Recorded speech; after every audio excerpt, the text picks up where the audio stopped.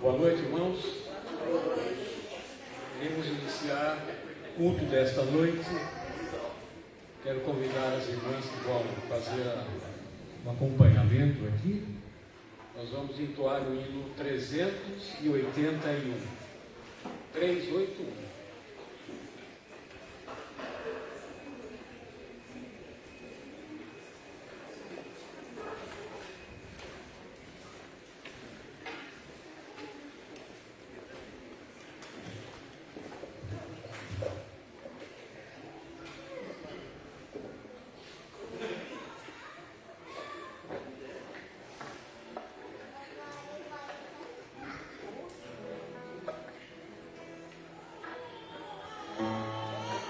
Boa noite, irmãos. Boa noite.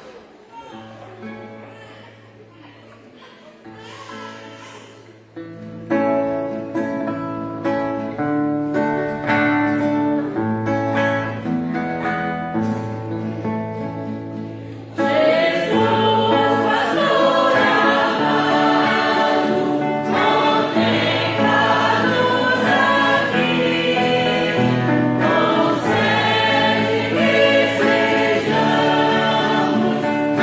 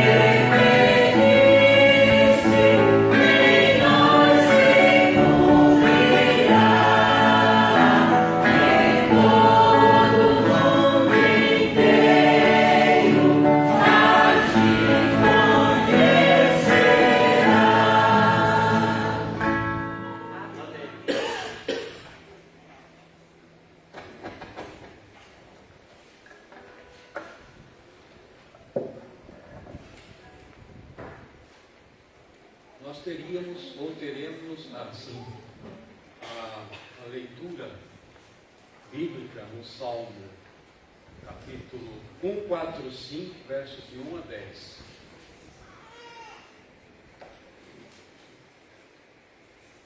Exaltar-te-ei, ó Deus meu e Rei, bendirei o teu nome para todo o sempre. Todos os dias te bendirei e louvarei o teu nome para todo o sempre. Grande é o Senhor e muito digno de ser louvado. A sua grandeza é insondável. Uma geração louvará a outra geração, as suas obras anunciará os seus feitos. Meditarei no glorioso esplendor da tua majestade e nas tuas maravilhas.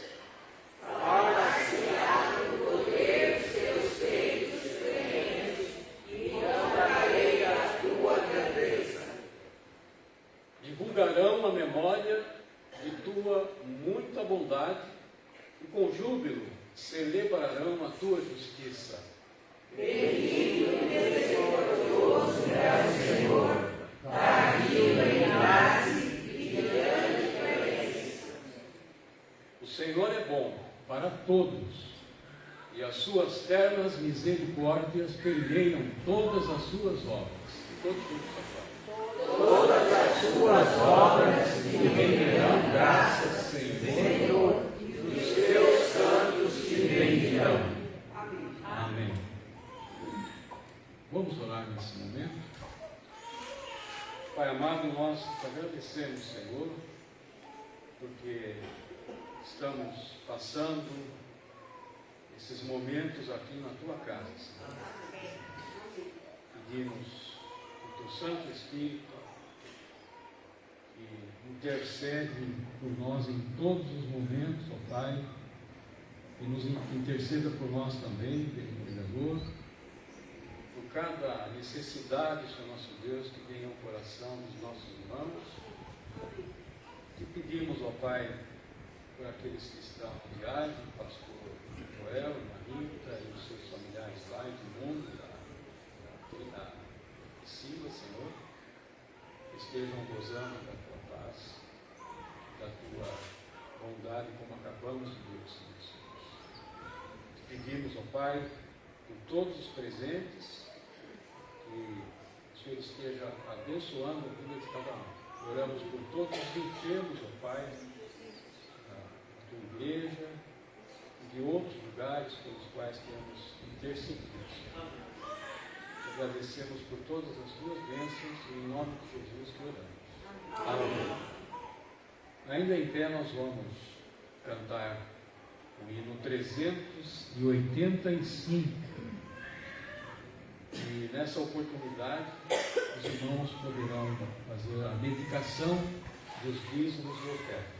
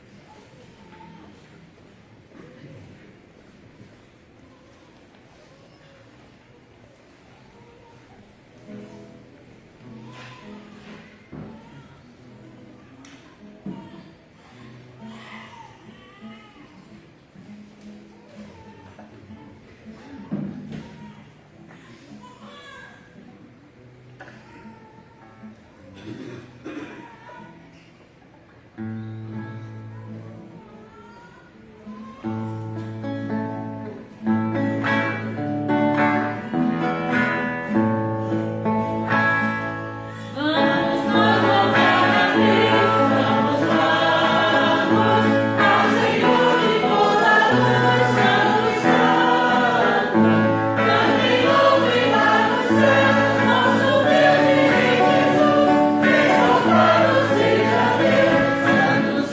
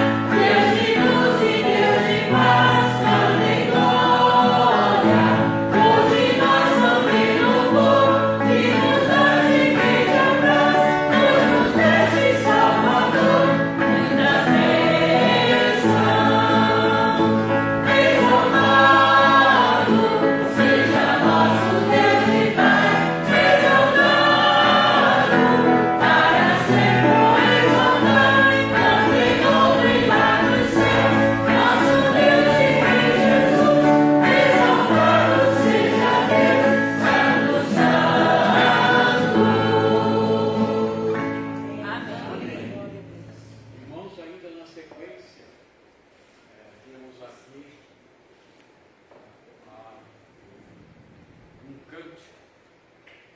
Satisfação é ter a Cristo.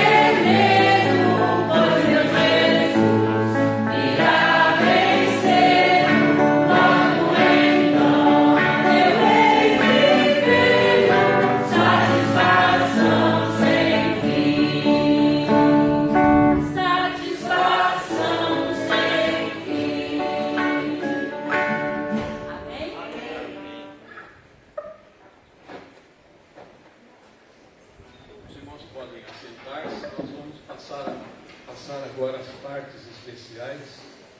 Eu quero trazer à frente o nosso irmão Agenor,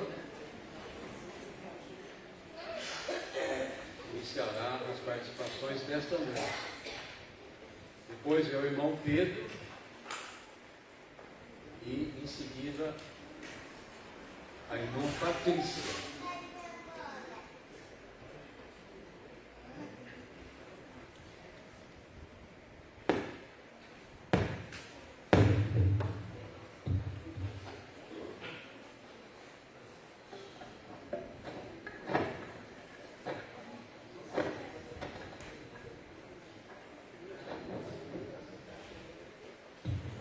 Irmãos, eu quero louvar ao nosso Deus no hino de número 192, um hino bem conhecido, Só por Jesus, 192.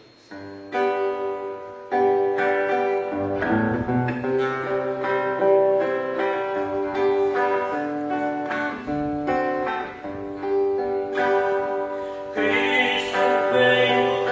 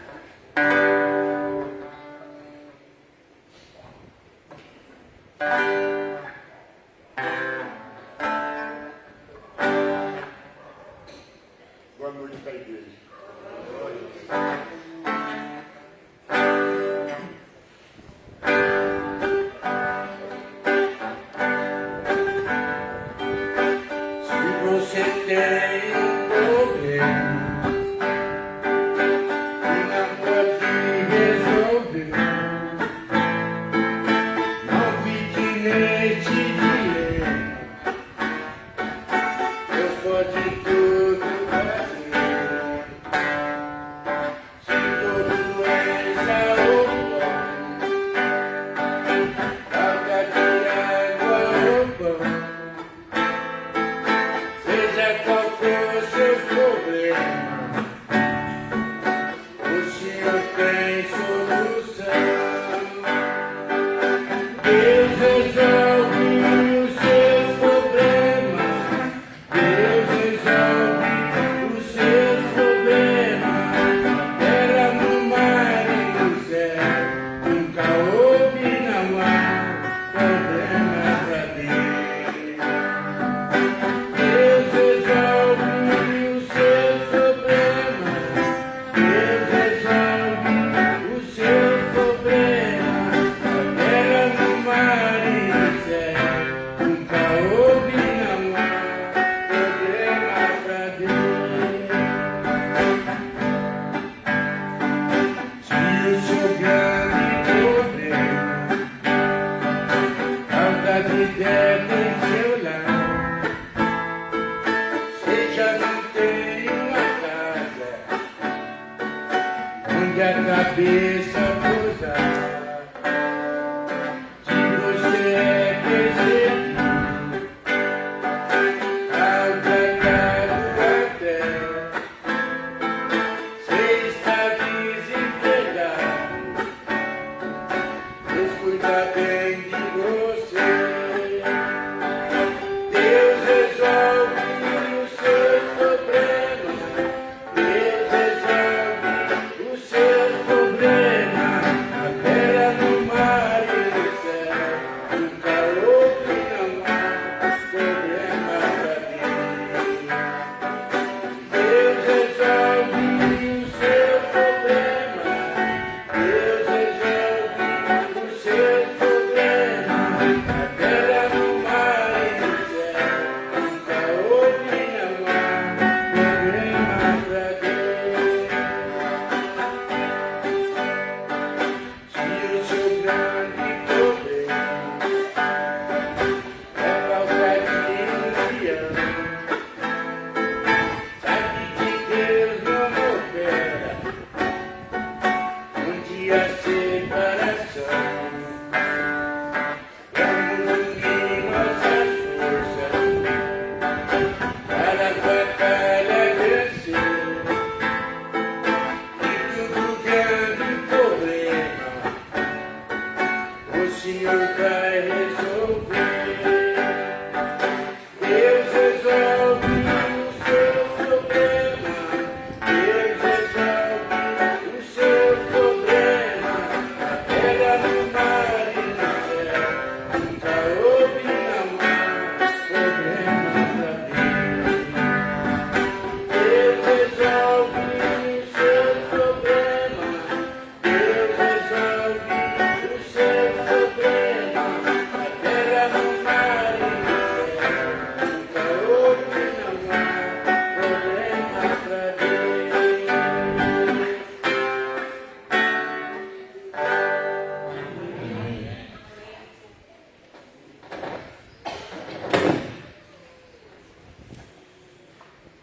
Quero chamar então a irmã Patrícia para essa parte final. Na sequência, a irmã Sônia irá apresentar nossos visitantes. São bastantes, são um bom número. Hoje nós agradecemos a Deus.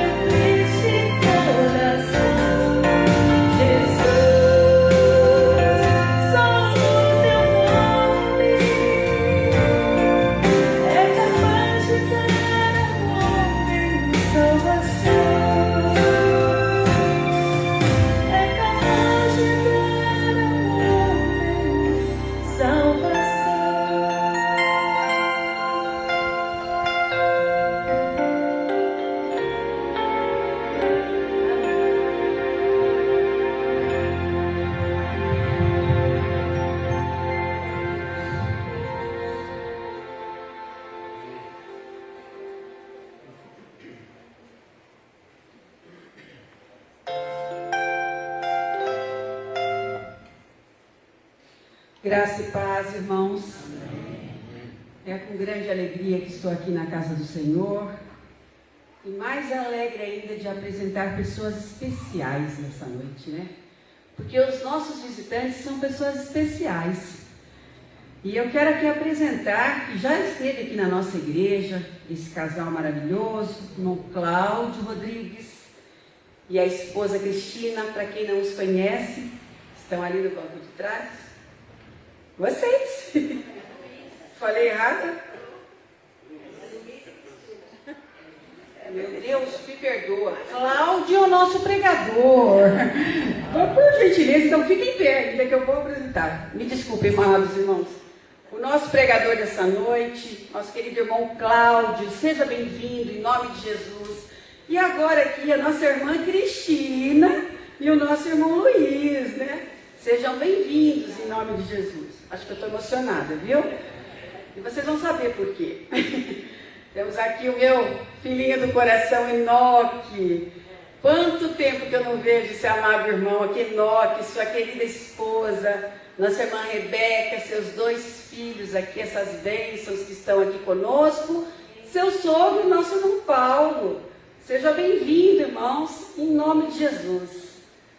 Tem também alguém especial, né? Meu Zeni, que está aqui nessa noite, nosso irmão Zé Lima, nossos amados irmãos que a gente está revendo aqui. Muito obrigada pela presença de vocês. Pastor Brian, seja bem-vindo mais uma vez em nome de Jesus. É uma alegria poder fazer essa parceria com essa igreja, filha da nossa igreja. É muito bom. O meu coração está muito feliz e o de Deus com certeza está muito mais, né? Temos também aqui o Tiago Marcelo. Não poderia deixar de apresentá-los. O irmão já conhece, mas irmãos, ele mora no nosso coração. Seja bem-vindo, Tiago, em nome de Jesus. Nosso irmão Bentinho, a filha Letícia e o Vinícius, que está aqui também, são pessoas amadas nossas, né? Muito obrigada pela presença de vocês, é uma alegria tê-los aqui conosco, né? Não sei se eu esqueci mais alguém, mas eu quero agradecer em nome da Primeira Igreja Batista de Paulínia a presença de todos vocês. Sejam bem-vindos sempre, em nome de Jesus. É uma alegria muito grande tê-los conosco. E os nossos irmãos que sempre estão aqui, né? Também são bem-vindos em nome de Jesus. Quero falar com o nosso irmão Cláudio, que tem duas aguinhas aqui, que é para o irmão, assim que sentir necessidade, pode usá-las. Seja bem-vindo, irmão, em nome de Jesus. O púlpito agora é todo seu. Estejamos em oração.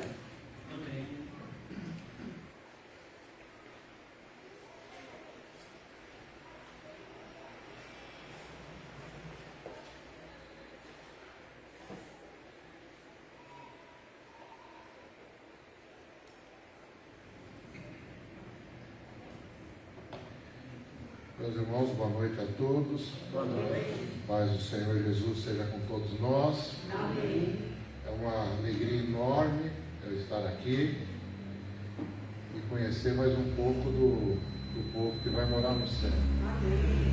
Nós podemos estar separados por alguns quilômetros, podemos estar separados por milhares de quilômetros. Nós temos irmãos ao redor do mundo inteiro e um dia nós vamos conhecer esses irmãos todos. Paulínia fica mais fácil conhecer os irmãos de Paulínia do que os irmãos que estão a milhares de quilômetros de distância.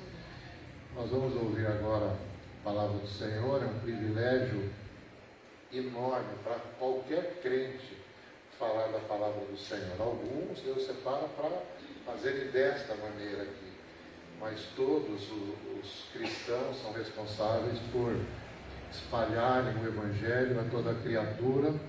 Essa é a grande comissão que o Senhor deixou conosco lá em Mateus capítulo 28, finalzinho do Evangelho de Jesus, capítulo 28, versículos 19 e 20.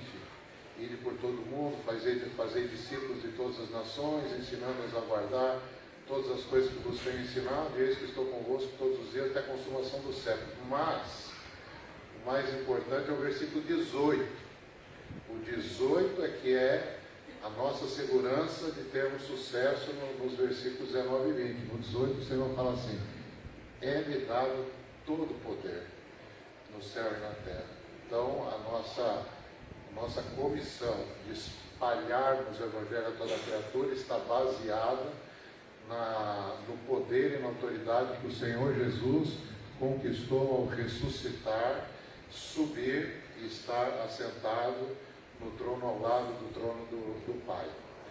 Então agora é uma hora solene, mas enormemente alegre de pregação da palavra. Eu queria pedir aos amados irmãos para abrirem a palavra do Senhor no livro de Romanos, capítulo 5. É possível que a minha leitura aqui fique um pouco diferente da leitura dos irmãos. Romanos capítulo 5, versos 1 a 5.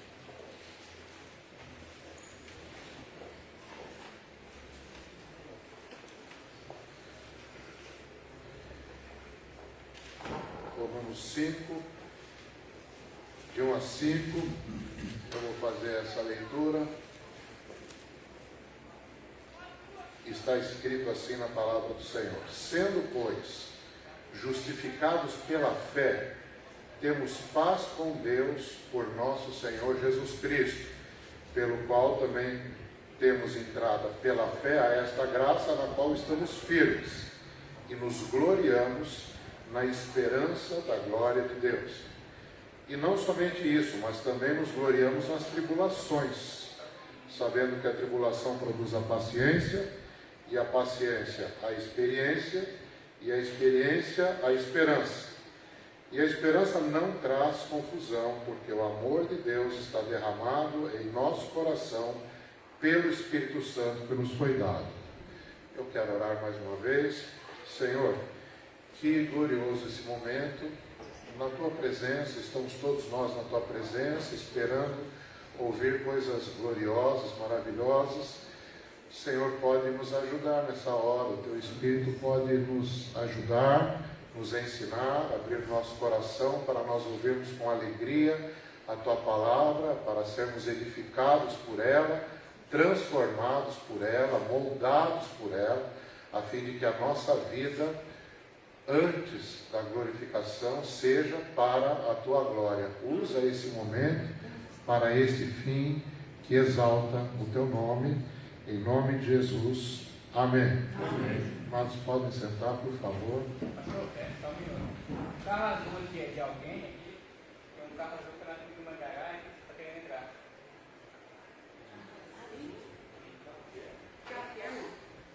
É um carro azul. Azul?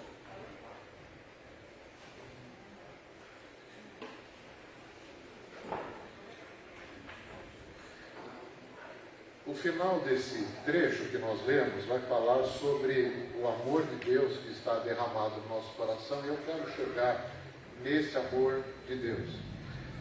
Mas quero começar, meus irmãos, reconhecendo que a nossa vida é bastante difícil. Quantas lutas nós temos, eventos dos mais variados tipos que nos acometem tantas vezes. Pode ser uma desavença conjugal, pode ser um problema com um filho doente, desemprego, o dinheiro que nunca chega no dia 30, né? Mas tem esse problema também. Pode ser dos mais variados tipos os nossos problemas. Por causa disso, o salmista, no Salmo 90, ele fala uma coisa muito interessante, irmãos, que corrobora o fato de que a nossa vida é difícil e cansativa. Lá no verso 10 do Salmo 90, a palavra diz assim: a duração da nossa vida é de 70 anos. E se alguns, pela sua robustez, chegam a 80 anos, o melhor deles é canseira e enfado. A palavra de Deus reconhece que a vida é difícil e que isso acaba cansando. Nós acabamos andando mais para frente na vida, nós acabamos cansados. Eu fazia muitas coisas, irmãos. Os irmãos podem não acreditar, mas eu sou professor de educação física. Eu fazia muitas coisas quando eu era mais jovem. Hoje está muito difícil eu fazer qualquer coisa, né? Qual é a origem de toda essa dificuldade? O problema de toda essa dificuldade tem nome. A Bíblia dá nome para isso. O nome é pecado. Nós fomos criados à imagem do Senhor, então, como imagem do Senhor, nós temos muitas possibilidades na nossa vida. Nós podemos fazer escolhas, nós temos sentimentos diversos, nós avaliamos as circunstâncias, nós fazemos coisas que nós queremos fazer. Todas essas coisas em si, elas não são pecaminosas, elas fazem parte da imagem que Deus colocou, imagem dele, que Deus colocou dentro de nós. O Senhor nos fez santos e nos fez perfeitos. Agora, há um mas, e esse mas é bastante importante. A liberdade que Deus deu ao homem e a perfeição com que Deus brindou o homem, elas são limitadas, elas não são absolutas. O Senhor foi muito claro no Jardim do Éden, dizendo: vocês podem comer de tudo. Mas essa liberdade tem um limite. O limite é: não comam isto aqui. No Salmo 119, a palavra diz no verso 96 o seguinte: a toda perfeição eu vi limite, mas o mandamento do Senhor é amplíssimo. É claro que quando fala que a perfeição tem limite, nós não estamos falando da perfeição do Senhor, porque essa perfeição do Senhor é infinita, é ilimitada. Está falando de que nós, como criaturas do Senhor, embora tenhamos sido criados perfeitos, nós temos limite. Por que Deus fez dessa maneira? Ele fez dessa maneira amorosamente. Ele colocou limites na nossa vida por causa do amor dele por nós. Porque nós precisamos entender que a razão da nossa existência não está em nós, está no Criador. A palavra do Senhor diz isso lá em Atos, capítulo 17, os versos 25 e 28. A palavra diz assim: o Senhor não é servido por mãos de homens, como que necessitando de alguma coisa, pois Ele mesmo é quem dá a todos a respiração, a vida e todas as coisas. No verso 28 diz assim: pois nele, no Senhor, nós vivemos e nos movemos e existimos. Todo ser humano deveria entender isso, que não existe uma existência autônoma no homem. Antes, o homem é dependente de Deus. Nós temos um problema na cultura em que nós vivemos hoje, que as pessoas chamam de cultura pós-cristã. Os irmãos já devem ter ouvido essa expressão, uma cultura pós-cristã, o que é um contrassenso. Essa expressão é um contrassenso para nós cristãos, essa expressão é um contrassenso, porque se o Senhor Jesus disse que Ele é o princípio e o fim, se Ele é o fim, como é que pode ter alguma coisa pós-cristã? É uma aberração, né? As pessoas que não conhecem o propósito para o qual elas existem, falam essas coisas. Não são próprias de nós, são próprias de pessoas, essas coisas são próprias de pessoas que não entendem qual é o propósito da sua própria vida. As pessoas dizem, vamos beber mesmo, porque a hora que acabar, acabou. Morreu, acabou.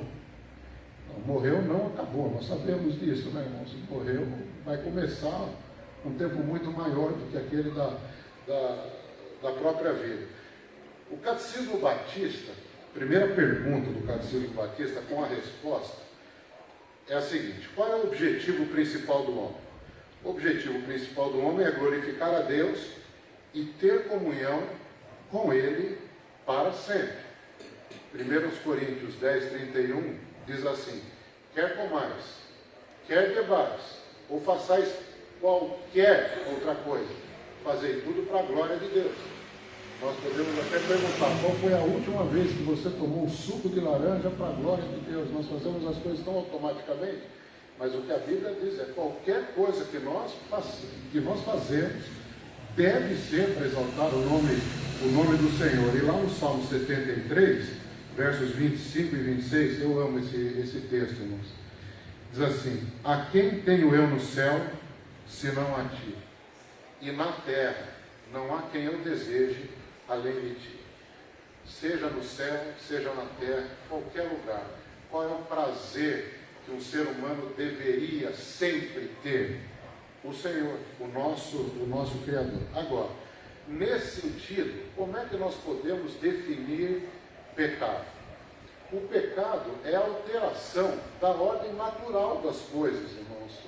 As coisas não foram feitas para serem manchadas pelo pecado. Havia uma ordem na criação. Se nós lermos Gênesis 1 e 2, Gênesis 3, capítulo verso 6, é onde entra o pecado, né? 3:5 de Gênesis é a tentação da serpente, Gênesis 3:6 é onde efetivamente existe o pecado. Gênesis 1 e 2 nos diz qual é a ordem da criação. Eu penso que nós sempre devemos, nas nossas leituras da Bíblia, voltar a Gênesis 1 e 2. Porque Gênesis 1 e 2 é onde as coisas estão estabelecidas da forma como elas têm que ser. Qualquer coisa diferente do que está estabelecido ali é uma alteração da ordem das coisas. No livro de Tiago, no capítulo 6, falando da língua, diz assim: a língua é um fogo, como um mundo de iniquidade, a língua está posta entre os nossos membros e contamina todo o corpo. Aí usa uma expressão muito interessante, fala assim: inflama o curso da natureza. O curso da natureza é o que Deus fez. Não existe um rio que corre para cima, o rio corre para baixo. É o curso da natureza. E o livro do profeta Isaías, no capítulo 5, no verso 20, fala assim: ai daqueles que têm o bem como o mal, que têm o mal como o bem, que chamam as trevas luz e chamam a luz trevas, chamam o amargo de doce e chamam o doce de amargo. As coisas têm ordem, Deus criou com ordem. Então, meus irmãos, a ordem natural das coisas é que o homem fosse amigo de Deus. Mais do que amigo, Deus eu sempre digo isso, não sei se é uma boa ilustração, mas eu sempre digo isso. Deus criou uma empresa, que é o mundo. Deus é o presidente dessa empresa. E o ser humano foi chamado para ser o diretor executivo da empresa. Gênesis 1, 28, o Senhor diz assim: frutificai, multiplicai, vos enchei a terra, sujeitai-a e dominai sobre os peixes do mar, sobre as aves do céu, sobre todo animal que se move sobre a terra. O Senhor deixou para o homem a responsabilidade de tomar conta daquilo que Deus tinha criado, essa ordem natural das coisas. O que acontece com o pecado é que de amigos, Deus e os homens se tornaram inimigos. Nós nos tornamos inimigos de Deus e pior, Deus se tornou nosso inimigo. Está escrito na Bíblia. No livro de Romanos, capítulo 5, verso 10, diz assim: nós, sendo inimigos, Depois continua o verso, nós vamos ver a continuação do verso depois. Mas nós éramos inimigos. Agora, o texto de Isaías 63:10 é terrível. Para mim é terrível. Mas eles foram rebeldes e contristaram o seu Espírito Santo, pelo que se lhes tornou em inimigo. E ele mesmo pelejou contra eles. Deus se tornou nosso inimigo. Irmãos, quando a gente era garoto, eu sempre fui baixinho, eu era magrinho, franzino. Irmãos, não adiantava eu querer arrumar uma encrenca com um sujeito grande, né, irmãos? Ter como inimigo um sujeito, eu tinha 1,69 m de altura, arrumar uma encrenca com um sujeito de 1,85 m, não é bom ter um inimigo desse.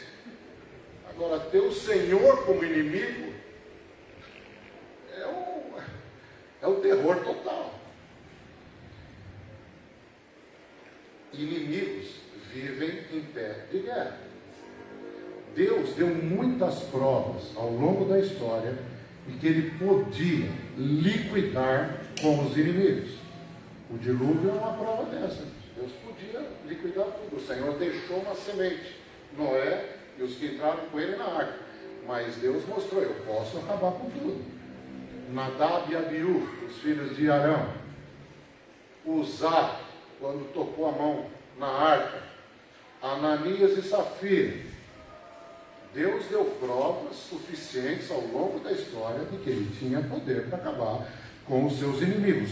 Mas, por misericórdia, o Senhor não tratou a humanidade dessa maneira. O Salmo 103, verso 10, é um bálsamo para nós, irmãos. Olha o que diz o Salmo 103, verso 10. Não nos tratou segundo os nossos pecados, nem nos retribuiu segundo as nossas iniquidades. Não é um bálsamo isso? Não é gostoso ouvir um negócio desse? Se o Senhor tivesse nos tratado segundo os nossos pecados, nós não estaríamos hoje aqui na PIB de Paulínia fazendo culto ao Senhor. Ele não nos tratou dessa maneira. Antes, ele mesmo instituiu um sistema de sacrifícios que tinha por objetivo mostrar uma coisa muito importante. Lá no livro de Gênesis, depois do pecado do homem, antes de o homem ser lançado fora do jardim do Éden, o Senhor cobriu os nossos primeiros pais com pele de animais, com peles de animais. Eles tinham feito um modelito horrível, né, com folhas de figueira, e o Senhor disse, não, esse modelito não está bom. Aí o Senhor mesmo sacrificou animais e cobriu os dois, porque a palavra do Senhor era, se comer o fruto, morre. O Senhor, com esse sacrifício que ele fez, ele começou um tempo em que os sacrifícios, evidentemente, estavam apontando para o sacrifício de Jesus Cristo na cruz, mas o que ele queria dizer era o seguinte: eu não perdoo pecado. A minha santidade não pode ser ofendida. Eu mato aquele que me ofende com seu pecado. Mas existe a possibilidade de um substituto morrer no lugar do pecador. É isso que ele estava dizendo. Ele instituiu isso no Jardim do Éden. No Jardim do Éden, Deus disse, não necessariamente o pecador precisa morrer, se ele tiver um substituto. Na cruz, o Senhor tratou o pecado definitivamente. Não há outra tratativa contra o pecado senão a cruz do Calvário. E é importante nós notarmos, meus irmãos, que Deus faz escolhas. As pessoas têm muita dificuldade para entender, muita. E hoje eu ainda fui almoçar com alguns irmãos e foi a pergunta que eles me fizeram sobre a doutrina da eleição. As pessoas normalmente têm muita dificuldade com a doutrina da eleição. Ah, mas Deus elege? Bom, você elege coisas. Quando você foi casar, você escolheu uma moça e não a outra. Você escolheu morar num lugar e não no outro. Você escolheu comprar uma camisa amarela e não a verde. Nós fazemos escolhas. Por que nós devemos pensar que nós temos mais autoridade que Deus para fazer escolhas? É claro que Deus faz escolhas. E quando Jesus morre na cruz do Calvário, ele morre por pessoas que ele escolheu. O livro de Efésios, capítulo 1, verso 4, diz assim: o Senhor nos elegeu em Cristo antes da fundação do mundo. Para quê? Para quê? Para que fôssemos santos e irrepreensíveis diante dele em amor. E nos predestinou para filhos de adoção por Jesus Cristo, para... Todas as coisas que Deus faz tem um propósito, notaram? Para quê? E agora para si mesmo. Quer dizer, ninguém vive para si. O Senhor salva para nós vivermos para Ele. Nós não temos autoridade para vivermos como nós queremos viver. A autoridade sobre a nossa vida é o Senhor.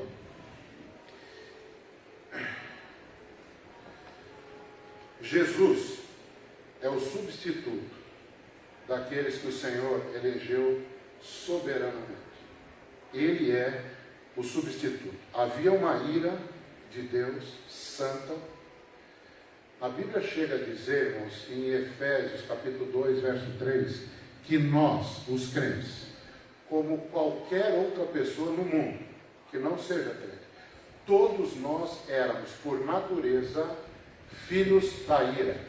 O Martin Lloyd Jones, um livrinho bem pequenininho dele, chamado Justificação, ele diz, por natureza, quer dizer, por nascimento, todo mundo nasce filho da ira. Há uma ira de Deus que paira sobre esse planeta, porque existem pecadores, e a ira de Deus é a resposta santa de Deus à ofensa que nós, criaturas, cometemos contra um Deus que é 3 vezes santo, como Isaías fala, como o livro de Apocalipse fala. Santo, santo, santo é o Senhor dos Exércitos. Toda a terra está cheia da sua glória. Era uma dívida impagável que nós tínhamos com Deus, impagável. O que acontece na cruz, Colossenses 2, de 13 a 15, diz o seguinte: e quando nós estávamos mortos nos nossos pecados e na incircuncisão da nossa carne, o Senhor nos vivificou juntamente com Ele, perdoando-nos todas as ofensas, havendo riscado a cédula que era contra nós nas suas ordenanças, a qual de alguma maneira nos era contrária, e atirou do meio de nós essa cédula, esse dossiê que havia contra mim, havia contra o Brian, havia contra cada um de nós. Estamos nesse lugar hoje. Havia um dossiê. E o Senhor cravou esse dossiê na cruz do Calvário e liquidou o poder do pecado sobre nós. E a palavra ainda diz, despojando os principados e potestades, os expôs publicamente e deles triunfou em si mesmo. Quer dizer, aquele texto, eu tinha citado agora há pouco, Romanos 5,10, dizendo que nós éramos inimigos de Deus, mas o verso continua assim: nós fomos reconciliados com Deus pela morte do seu Filho. Isso é maravilhoso, hein, irmãos? Nós éramos inimigos de Deus, Deus era nosso inimigo, e nós fomos reconciliados com Ele. Romanos 5, verso 8, diz assim: Deus prova o seu amor para conosco, que Cristo morreu por nós, sendo nós ainda pecadores. Eu quero chegar nesse amor, Deus. Deus prova o seu amor. Que amor é esse? Eu quero chegar nisso. Tudo isso, irmãos, se chama graça. Graça é a incrível capacidade que Deus tem de dar a pecadores rebeldes, desobedientes, aquilo que eles não merecem: vida. Nós merecemos morrer, nós merecemos a condenação. Graça é a incrível capacidade que Deus tem de dar vida a quem merece morrer. Isso é incrível, isso é incrível. Como Deus torna eficaz essa graça? Através da fé. Pela graça sois salvos por meio da fé. A fé salvífica separa crentes de não crentes. Ela atua na vida de pecadores que agora são salvos por causa da graça. ela atua, a fé, no coração dessas pessoas, para que essas pessoas desejem Cristo. Pessoas que eram inimigas do Senhor, hoje elas desejam o Senhor Jesus. Elas querem viver para Jesus. O alvo do cristão é viver para Jesus. Há uma diferença entre, não quer dizer que nós sejamos perfeitos ou que nós não pequemos, mas a diferença entre um cristão e um não cristão é que o não cristão não tem guerra dentro de si com relação ao pecado que ele comete. O cristão tem uma luta. Gálatas 5, verso 17, diz que o Espírito contende, combate contra a carne e a carne contra o Espírito. Esses opõem-se um ao outro. A diferença entre o cristão e o não cristão é que nós temos uma luta dentro de nós. Nós pecamos ainda. Não deveríamos, mas nós pecamos. Ainda estamos desse lado da vida, nós pecamos. Mas há uma guerra dentro de nós. Nós não nos conformamos com o nosso próprio pecado. Nós sofremos por causa do nosso pecado. E aquele que não tem o Espírito Santo de Deus não sofre por causa do seu pecado, porque não existe nenhuma força contrária ao pecado dentro dele. Aquele que tem o Espírito Santo de Deus tem uma força contrária ao pecado. A fé promove uma total mudança na vida de qualquer pessoa. Agora, os inimigos de antes se tornam novamente amigos e a guerra terminou. Aí nós chegamos no texto de Romanos 5. Sendo, pois, justificados pela fé, nós lemos isso no começo, é o nosso texto, temos paz com Deus. Impossível ter paz com Deus, irmãos. Ter paz com Deus é uma impossibilidade. Porque um Deus santo, como é o Criador de todas as coisas, o Pai do nosso Senhor Jesus Cristo, ele não pode ter paz com pecadores. A obra de Jesus no Calvário, quando ele derramou o seu sangue, torna possível o impossível. Uma vez os discípulos perguntaram a respeito de um outro assunto ao Senhor Jesus: Senhor, mas isso não é possível. Aí o Senhor Jesus disse assim: verdade, aos homens é isso impossível, mas a Deus tudo é possível. Deus consegue fazer com que pecadores sejam amigos dele. O Senhor Jesus falou: vocês agora são meus amigos. Nós somos irmãos do Senhor Jesus, e ele não se envergonha de dizer que é nosso irmão. Está escrito isso lá em Hebreus capítulo 2, verso 11. Ele não se envergonha de, diante do Pai, dizer que eu sou irmão dele. Isso é um absurdo, mas está escrito na Bíblia. Não tem verso na Bíblia, como diz o nosso pastor Alex Dyer, tem versículo que você precisa ler, porque se não ler não dá para acreditar. Tem que ler para você acreditar, porque tem coisas que são muito maravilhosas demais. A primeira coisa, irmãos, a primeira consequência da paz que se instala no coração do pecador regenerado é a esperança da glória. O verso 2 do nosso texto de Romanos 5 diz isso: pelo qual também temos entrada pela fé a esta graça, na qual estamos firmes e nos gloriamos na esperança da glória de Deus. Nós nos gloriamos na esperança da glória de Deus. Interessante, irmãos, que lá em 1 João 2,25 há uma promessa. E é interessante que a palavra usa um artigo definido para expor essa promessa. E essa é a promessa que ele nos fez. Não é uma, é a promessa que ele nos fez. A vida eterna. É claro que na Bíblia existem milhares de promessas, mas nós devemos considerar que todas as promessas estão subordinadas a essa promessa. Não haveria sentido de haver milhares de promessas se não houvesse essa. Porque se esperamos em Cristo somente para esse mundo, nós somos os mais miseráveis de todos os homens. A palavra diz isso. Se houvesse 1000 promessas e não houvesse a promessa da vida eterna, as coisas iriam acabar. A promessa que nos move é uma: a promessa da vida eterna.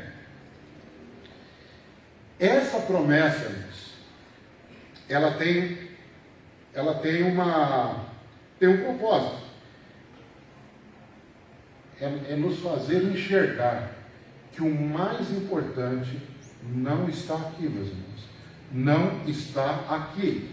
Tudo que acontece na nossa vida deveria nos levar a pensar na promessa da vida eterna. Colossenses 3, versos 1 e 2, diz assim: portanto, se já ressuscitastes com Cristo, buscai as coisas que são de cima, onde Cristo está, assentado à destra de Deus. Pensai nas coisas que são de cima, e não nas que são da terra. Quando Deus cura uma pessoa, porque Deus tem poder para curar, Ele cura quem Ele quiser. Essa pessoa que foi curada de alguma coisa, por Deus, ela vai morrer de outra enfermidade qualquer. Mas o que Deus mostra, quando Ele faz alguma coisa assim, é que haverá um tempo em que não haverá... Ele está apontando para a eternidade. É como se Jesus falasse: vocês estão entendendo? Eu tenho o poder de curar toda enfermidade.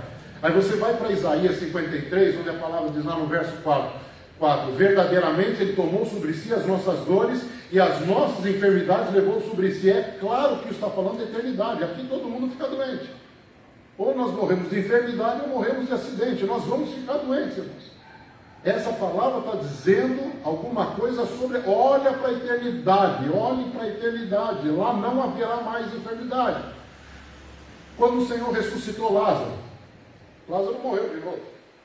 O que ele estava dizendo é o seguinte: eu tenho poder sobre a morte, e os que creem em mim vão ressuscitar para viver comigo eternamente. Eu tenho esse poder, eu venci a morte, e os que estão comigo vão vencer a morte. Não temam a morte. Irmãos, como é que nós temos irmãos missionários ao longo de 2000 anos de história do cristianismo até aqui? Quantos morreram porque creram nisso? Quem colocaria o seu pescoço a prêmio se não cresce nisso? Quantos foram para a boca dos leões? Quantos foram decapitados? Leiam lá o final do capítulo 11 de Hebreus. Tem uma lista de horrores ali: decapitados, cerrados ao meio, mortos ao fio da espada. Quem se disporia a isso? Se eles não estivessem pensando: pode me cerrar ao meio, porque daqui a 5 minutos eu vou estar com o meu Salvador. Ele sabia que isso era verdade. O cristianismo se baseia na esperança que nós temos de que essas coisas são verdade. E quando nós chegarmos, irmãos, na vida eterna, o melhor da vida eterna, irmãos, não é a vida eterna. A palavra diz que João viu isso: uma cidade descendo do céu à terra, Nova Jerusalém, o lugar onde Deus vai habitar com os homens. Eles serão o meu povo e eu serei o seu Deus. O melhor da vida eterna, irmãos, não é nós contemplarmos. Irmãos, eu não sei quem já esteve lá em Gramado. Aliás, Gramado está passando alguns dias muito difíceis lá. Mas quando eu morei lá no Rio Grande do Sul, eu tive uma vez em Gramado, irmãos. É lindo demais.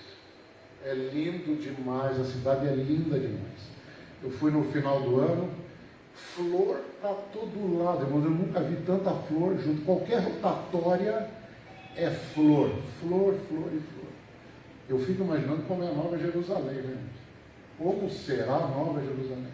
Mas o melhor da vida eterna não é nós andarmos, a Bíblia diz, em ruas de ouro, claro como cristal. Eu não sei o que é ouro claro como cristal. Não sei se algum irmão consegue definir isso. Eu não consigo. Ouro, a gente sabe que tem ouro amarelo, tem ouro branco e tem agora o ouro rosé. Eu nunca tinha falado de ouro rosé, mas tem o ouro rosé também. Agora, ouro claro como cristal, eu não sei como é isso, mas a Bíblia diz que é. Mas nós não vamos ficar impressionados com isso, irmãos. Nem com a árvore da vida, nem com o rio. Porque nós não fomos chamados, irmãos, nós não fomos criados para nos maravilharmos em primeiro lugar com outras coisas criadas. Nós fomos criados para nos maravilhar com o nosso Criador. 1 João 3,2 diz assim: amados, agora nós somos filhos de Deus.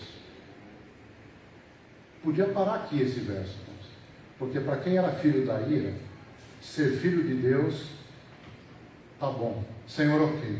Pode parar o verso aí, Senhor, que para mim já está muito bom. Mas o verso não para.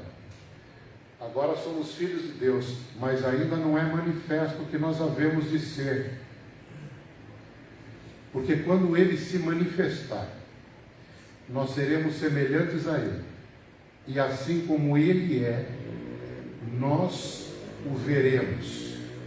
Ninguém aqui hoje na igreja viu Jesus até hoje. Nós sabemos que Ele é glorioso, que Ele é maravilhoso, que Ele é belo, Ele é perfeito, Ele é santo, mas ninguém viu. Sabe o que está nos esperando, irmãos? Nós olharmos para o nosso Salvador. Nós vamos olhar para o Salvador. E sabe o que João fala em Apocalipse 5? A Bíblia diz assim, que João estava chorando muito, porque tinha um livro na mão daquele que estava sentado no trono, selado com 7 selos, e ninguém foi achado digno, no céu, na terra, em lugar nenhum, para abrir o livro e desatar os selos. E João chorava muito. Aí um dos anciãos disse assim, não chores. Eis aqui o leão da tribo de Judá que venceu para abrir o livro e desatar os selos. Mas quando João viu, ele não viu o leão. Ele tinha estado com Jesus décadas antes. Ele foi discípulo de Jesus. Fazia 60 anos que ele tinha visto o Senhor pela última vez. Ele tinha mais de 90 quando escreveu o Apocalipse. E ele fala assim, e eu olhei e vi um cordeiro como havendo sido morto. Jesus ressuscitou com um corpo glorioso, mas ele tem as marcas nas mãos dele e nos pés dele, até hoje, com um corpo glorificado. Sabe por quê, irmãos? Porque nós vamos chegar lá, nós vamos saber porque nós estamos lá. Nós vamos estar lá, porque ele tem as mãos furadas. É por isso que nós vamos lá. E nós vamos passar eternamente, nós vamos passar a eternidade olhando para aquele cordeiro que nos salvou, sabendo a razão da nossa salvação. Amém.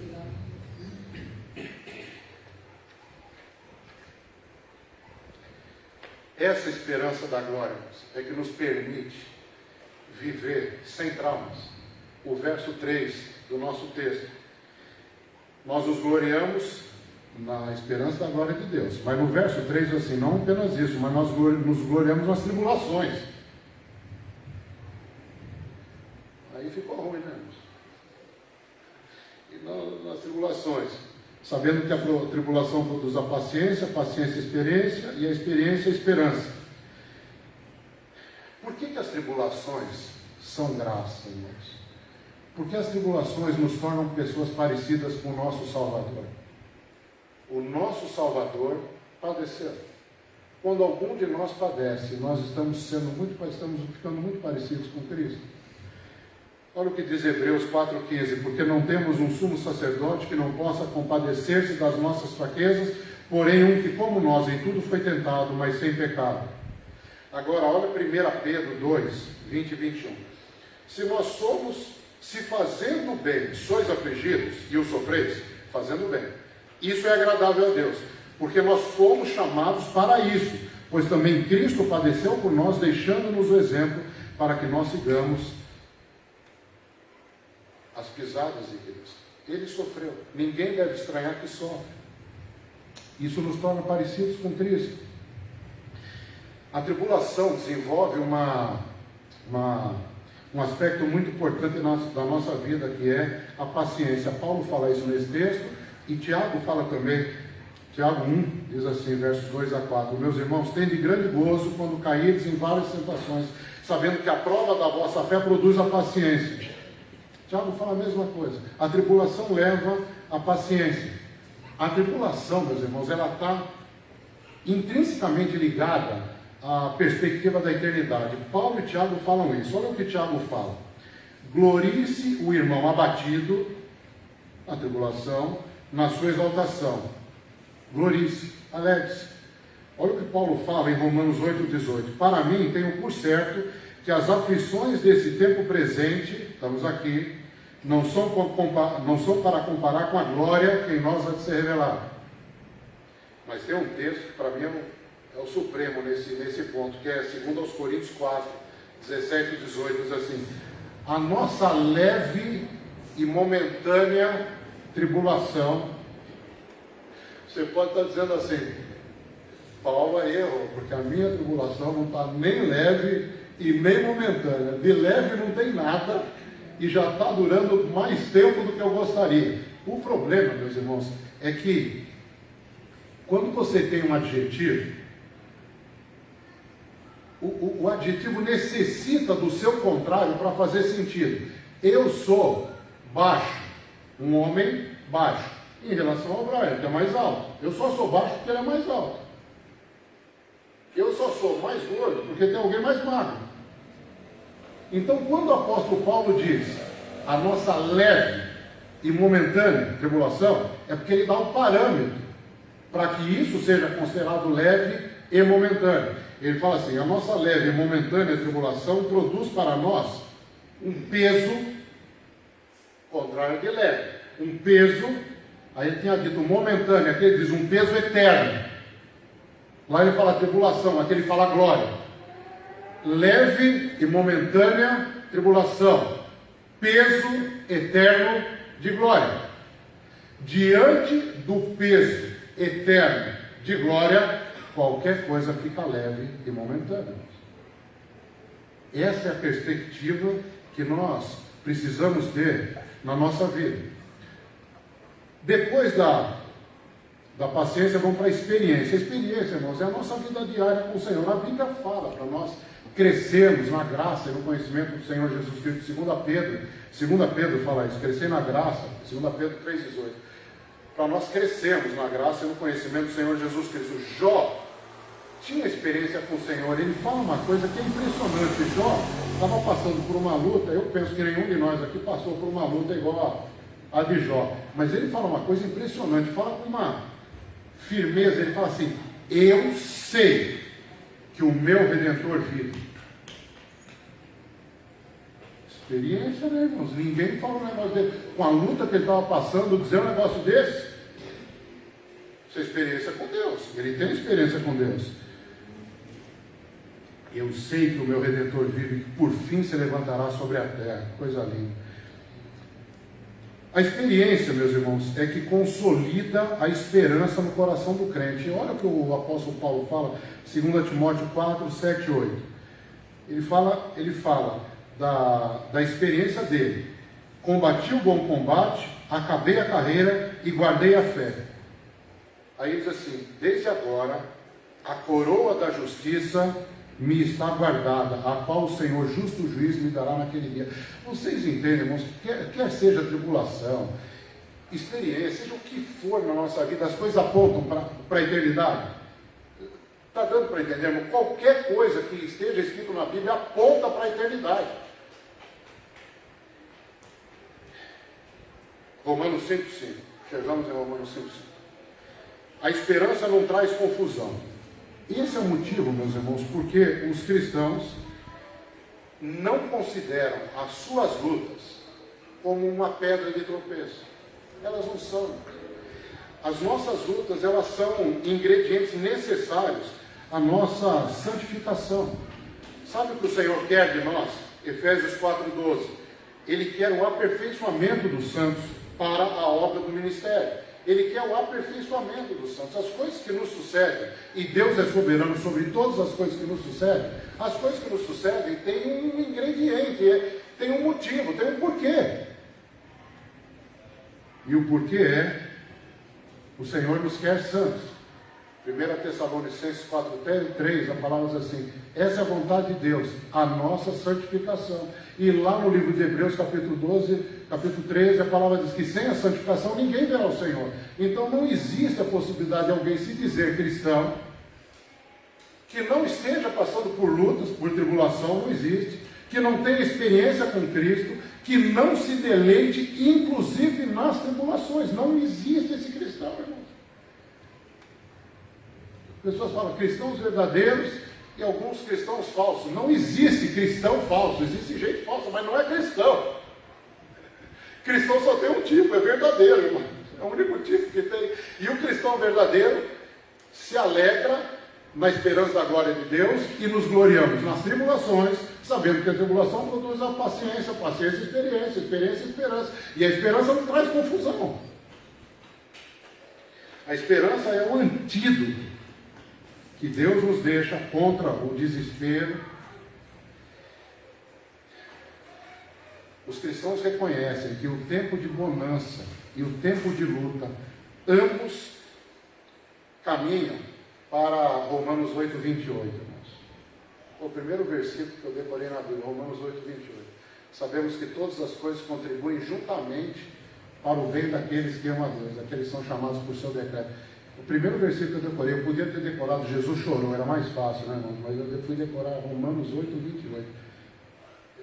Acho que eu compliquei um pouco, né, irmão? Mas tudo bem. Agora, a esperança não traz confusão, porque o amor de Deus está derramado nos nossos corações, no nosso coração pelo Espírito Santo. Irmãos, eu queria chegar nesse amor. Que tipo de amor é esse?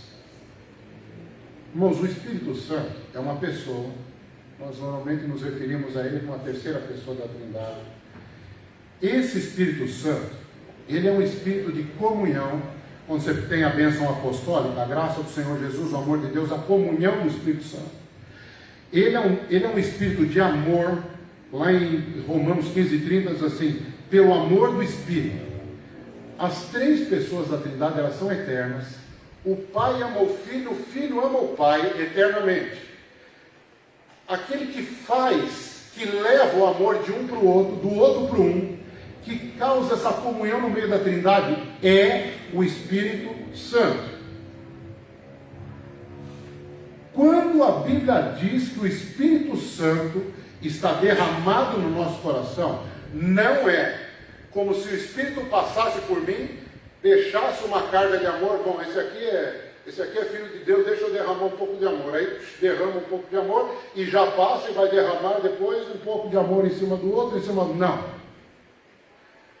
Quando a Bíblia diz que o amor de Deus está derramado pelo Espírito Santo, quer dizer, o Espírito, Ele mesmo, faz morada dentro de nós. Quando diz que o Espírito derrama o Espírito Santo em nós, quer dizer, Ele se dá a nós. A presença dEle está conosco. O amor não é uma coisa subjetiva, é objetiva. Tem nome esse amor. O nome desse amor é o próprio Deus, que se doa a pecadores como nós. Eu queria agora que, se os irmãos puderem, abrir em João 17, eu já estou chegando aqui no final, João 17, eu quero ler alguns textos.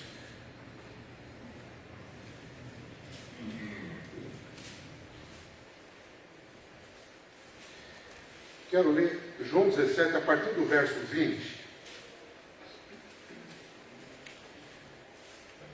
Eu vou ler esse texto e vou dar umas paradas aqui de vez em quando. João 17, 20 diz assim: não rogo somente por estes, mas também por aqueles que pela sua palavra hão de crer em mim. Jesus estava orando por nós. Não estava orando só por aqueles que estavam ali ouvindo, orando. Estava orando por aqueles que iam crer a partir da palavra daqueles que estavam ouvindo naquela hora. Nós. Para que todos sejam um. Dá uma olhada, irmãos. Olha o que o Espírito faz. Para que todos sejam um, como tu, ó Pai, o és em mim e eu em ti. Sejam um. Nós, aqui na igreja. Nós devemos ser um. Em que sentido? Em que grau? Da mesma forma como o Pai é no Filho, o Filho no Pai. Que também eles sejam um em nós. Para que o mundo creia que tu me enviaste. E eu lhes dei a glória que a mim me deste, para que sejam um, como nós somos um. Irmãos, isso aqui é comunhão. Nós em comunhão, em que grau? Da forma como o Pai tem comunhão com o Filho tem comunhão com o Pai. Quem fez essa comunhão no meio da Trindade foi o Espírito. Esse Espírito está dentro de nós, para nós reproduzirmos aqui aquilo que a Trindade tem como realidade, a comunhão. O Espírito nos faz participantes da natureza divina. Não quer dizer que nós somos deuses. Olha o que fala. visto como seu divino poder, 2 Pedro 1, versos 3 e 4, visto como seu divino poder nos deu tudo o que diz respeito à vida e piedade, pelo conhecimento daquele que nos chamou, por sua glória e virtude, pelas quais ele nos tem dado grandíssimas e preciosas promessas, para que por elas fiqueis participantes da natureza divina. Mas Hebreus explica o que é essa natureza divina, Hebreus 11:10, porque aqueles, na verdade, falando sobre a correção dos nossos pais na carne, aqueles, na verdade, por um pouco de tempo nos corrigiam como bem lhes parecia, mas esse Deus que nos corrige para nosso proveito, para sermos participantes da sua santidade. Deus é santo. O Pai tem comunhão com o Filho. O Espírito promove essa comunhão. O Espírito está no meio da igreja, está dentro de crentes, para que nós sejamos santos, para que nós tenhamos comunhão. Olha como continua, verso 23 aí de João 17. Eu neles e tu em mim, para que eles sejam perfeitos em unidade, e para que o mundo conheça que tu me enviaste a mim. E agora tem uma frase aqui, meus irmãos, que só lendo para acreditar. E que os tens amado a eles, como me tens amado a mim. No verso 24, o final do verso 24 diz assim: o Pai me amou antes da fundação do mundo. Jesus falando, o Pai me amou. E aqui, no verso 23 que nós lemos, diz que o Pai tem nos amado da forma como amou o Filho antes da criação do mundo. Isso está repetido no verso 26, finalzinho do verso 26. Para que o amor com que me tens amado esteja neles, e eu neles esteja. Irmãos, sabe qual é o tipo de amor que está derramado no nosso coração pelo Espírito Santo? É um amor que nos permite amar o Pai, como Jesus ama o Pai. E nos permite amar o Filho, como o Pai ama o Filho. É o mesmo Espírito que esteve durante toda a eternidade no seio da Trindade, naquela reunião trinitariana. Esse Espírito nos foi dado para nós sermos participantes dessa gloriosa experiência de podermos amar o Senhor dessa maneira. Tem um livro, para mim o melhor livro que eu li até hoje, chama-se Deleitando-se na Trindade, um autor chamado Michael Reeves. Ele cita um teólogo inglês do século XVI e XVII, chamado Richard Sibbes. Olha o que esse Richard Sibbes fala. Um homem, presta atenção nisso, irmãos, presta atenção nisso. Um homem não pode contemplar o amor de Deus e de Cristo no Evangelho sem que isso o transforme a ser como Deus e Cristo. Nós não podemos entender o Evangelho sem entendermos que esse Evangelho nos torna parecidos com o Pai e com o Filho. O Espírito Santo que promove isso está dentro de nós. O Espírito Santo que faz isso está dentro de nós.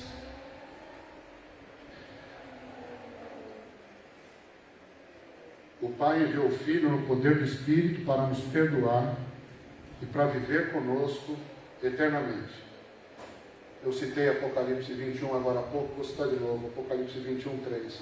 E ouvi uma grande voz do céu que dizia: eis aqui o tabernáculo de Deus com os homens, pois com eles habitará.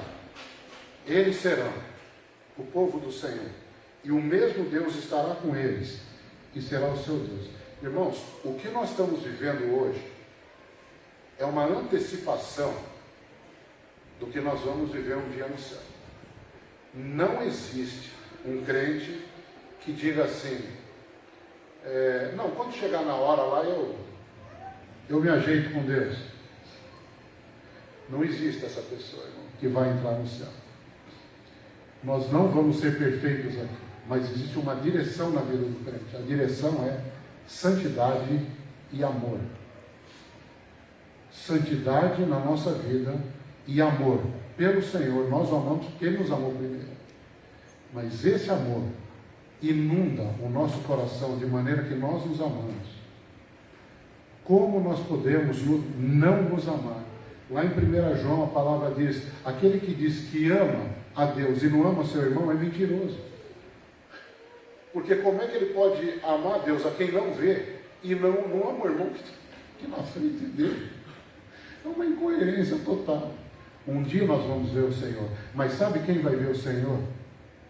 Aqueles que estão exercitando os valores do céu. Lembre-se de Colossenses, que nós citamos hoje aqui, Colossenses 3, pensar nas coisas do alto. Nós já ressuscitamos com Cristo, pense nas coisas de cima. Quando você quiser, por algum motivo, esganar alguém, de vez em quando dá vontade, irmão, mas quando você pensar nisso, pensa nas coisas de cima. Já imaginou se Jesus tivesse tido essa vontade na cruz, irmão? Sabe o que falaram para Jesus na cruz? Desce daí! Sai dessa cruz, desça daí! Já imaginaram se ele tivesse descido, irmãos? Ele não desceu. Tendo amado os seus que estavam no mundo, amou-os até o fim. Ele foi obediente até o fim, foi obediente até a morte e morte de cruz. Isso nós somos chamados para fazer. 1 João 3,16. Ele deu a vida por nós e nós devemos dar a vida pelos irmãos, porque o amor que fez o Senhor Jesus morrer por nós está dentro de nós. É o mesmo Espírito Santo, está em nós. O Senhor nos capacite a ser santos e a amar. Essa é a marca do cristão. Vamos orar, meus irmãos. Senhor, muito obrigado pela oportunidade de pregar a Tua palavra. Fica conosco, Senhor. Muda a nossa vida. Nós somos pecadores, nós sabemos, reconhecemos os nossos erros, mas nós somos pecadores regenerados, Senhor. Nós somos Teus filhos. Nós éramos filhos da ira. Hoje nós somos Teus filhos. E um dia nós seremos Teus filhos glorificados. Leva-nos a isso. Leva-nos nessa caminhada entre tribulações, experiências e esperança. Leva-nos nessa caminhada. Santifica a nossa vida e enche o nosso coração de amor. Nós te pedimos em nome de Jesus. Amém.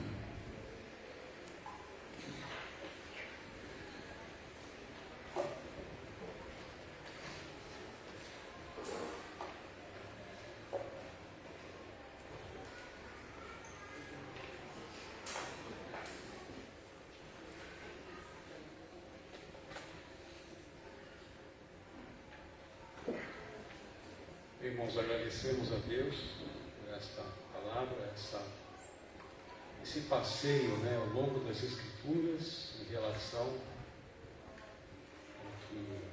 à nossa relação com Deus. E a Bíblia tem algum lugar que diz que a escada da salvação, já viram esse termo? Existe uma escada da salvação? É. Salvação é algo tão maravilhoso, a gente vai aprendendo, cada um de nós vamos aprendendo no dia a dia da nossa vida. E é somente mesmo pelo Espírito Santo de Deus. Agradecemos pela presença do Cláudio, essa oportunidade que ele teve. E vamos entoar o hino 401, no término, e ao final peço que o irmão Agenor nos despeça com a palavra de oração. Hino 401.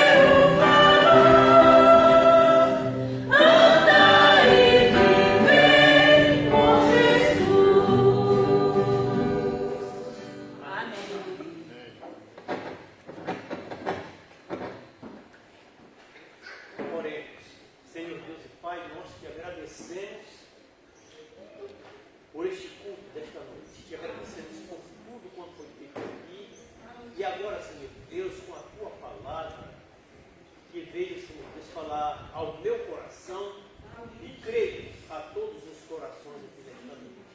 Ajuda-nos, Senhor Deus, a te amar verdadeiramente, assim como tu nos amaste. Assim como o teu amor foi tão grande que tu deste o teu Filho Jesus para morrer em meu lugar, para morrer no lugar de todo aquele que crê no teu nome. Pai Santo, obrigado mais uma vez e pedimos que tu, ó Pai, guarde a cada um durante esta semana, levando-nos em paz para os nossos lares. E obrigado, Senhor Deus, por este irmão Cláudio que nos trouxe a tua palavra. Continue abençoando a sua vida, ó Pai, a sua família. Ó Pai, que o teu servo continue cada dia mais firme na tua presença. E tu, ó Pai, conceda-lhe sempre esta sabedoria para transmitir com ousadia, com